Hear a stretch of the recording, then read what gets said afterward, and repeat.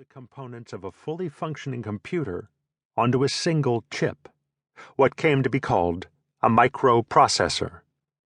Before these new chips arrived on the scene, it took dozens or hundreds of integrated circuits to perform one narrow function, from traffic lights to gas pumps to printer terminals.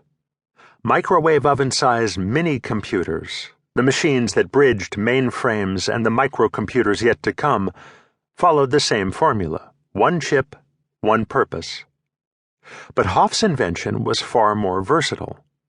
As Gordon Moore noted, now we can make a single chip and sell it for several thousand different applications. In November 1971, Moore and Robert Noyce, the co-inventor of the integrated circuit, introduced the Intel 4004 microchip at a price of $200. The launch advertisement in electronic news proclaimed a new era of integrated electronics. Few people took notice of the 4004 early on, but I was a college freshman that year and had time to read every magazine and journal around. It was a fertile period for computers, with new models coming out almost monthly. When I first came across the 4004, I reacted like an engineer. What cool things could you do with this? At first glance, Intel's new chip looked like the core of a really nice calculator. But as I read on, I could see that it had all the digital circuitry of a true central processing unit, or CPU, the brains of any computing machine. The 4004 was no toy. Unlike application-specific integrated circuits, it could execute a program from external memory. Within the limits of its architecture, the world's first microprocessor was more or less a computer on a chip, just as the ad said. It was the first harbinger of the day when computers would be affordable for everyone. 4 months later, as I continued to follow the chips, I came across the inevitable next step. In March 1972, electronics announced the Intel 8008. Its 8-bit architecture could handle far more complex problems than the 4004, and it addressed up to 16,000 16K bytes of memory, enough for a fair-sized program. The business world saw the 8008 as a low-budget controller for stoplights or conveyor belts. In that vein, Bill and I would later use it in our fledgling enterprise in traffic flow analysis.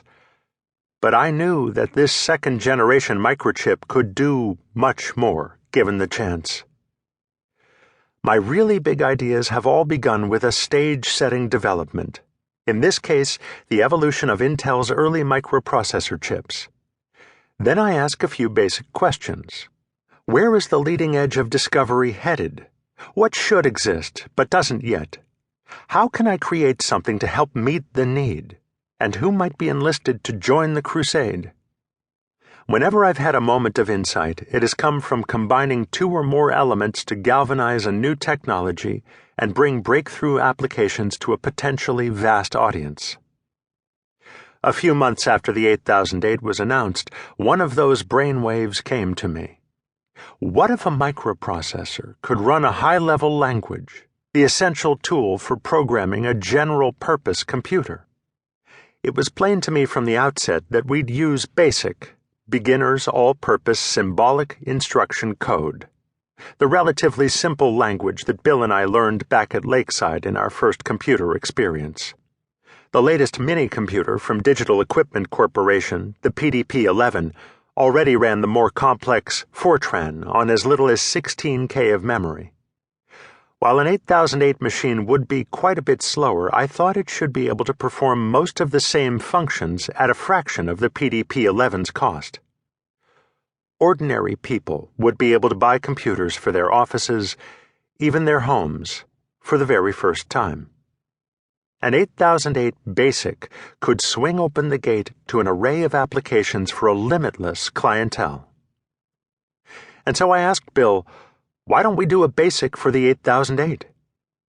He looked at me quizzically and said, because it would be dog-slow and pathetic, and BASIC by itself would take up almost all the memory. There's just not enough horsepower. It would be a waste of time. After a moment's reflection, I knew he was probably right.